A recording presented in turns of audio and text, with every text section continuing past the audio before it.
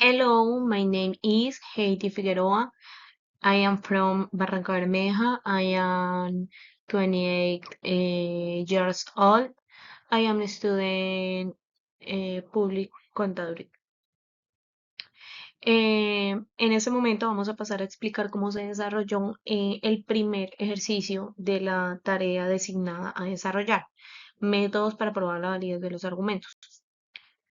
Inicialmente, lo que yo hice pues fue escribir las proposiciones que me fueron dadas. En este caso, P, los estudiantes de PLM participan activamente en la web.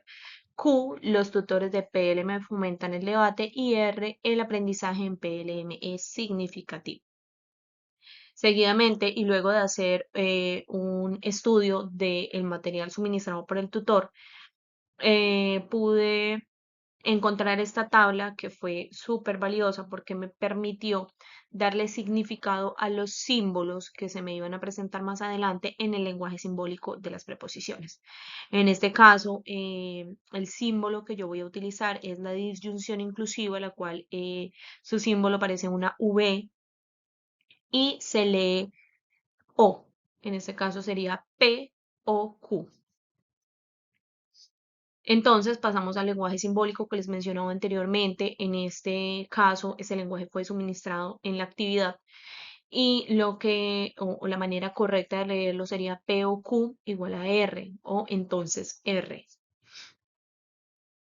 El lenguaje natural en este caso sería los estudiantes de PLM participan activamente en la web o los tutores de PLM fomentan el debate.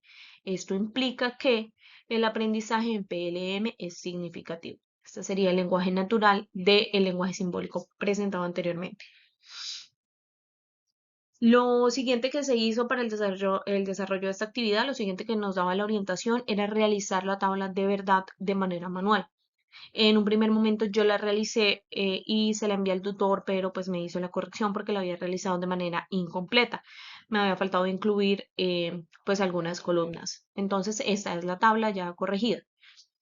Lo que nos dice la disyunción inclusiva es que si al menos una de las dos premisas dadas, de las dos premisas simples dadas, es verdadera, ambas, la premisa compuesta va a ser verdadera. Si ambas son falsas, entonces solo en ese caso la premisa compuesta sería falsa. Entonces pasamos a leer la tabla. En este caso, en el primer caso, P verdadera, Q verdadera, R verdadera, significa que P o Q verdadera y P o Q, entonces R es verdadera. En el segundo caso, P verdadera, Q verdadera, R falsa, significa que P o Q verdadera, pero P o Q, entonces R es falsa. Si P verdadera, Q falsa, R verdadera, significa que P o Q verdadera, porque recuerden que ya explicamos que si al menos una de las dos premisas simples es verdadera, la premisa compuesta es verdadera. Y en este caso la premisa completa P o Q igual a R es verdadera.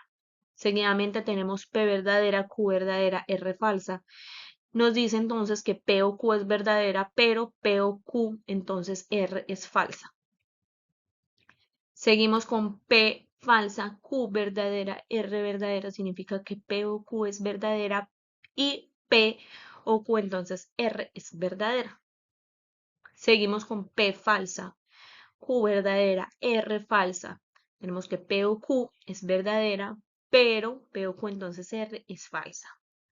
Seguimos con P falsa, Q falsa, R verdadera. Eso significa que P o Q es falsa, pero P o Q, entonces R es verdadera. Por último tenemos P falsa, Q falsa, R falsa. ¿Esto qué significa?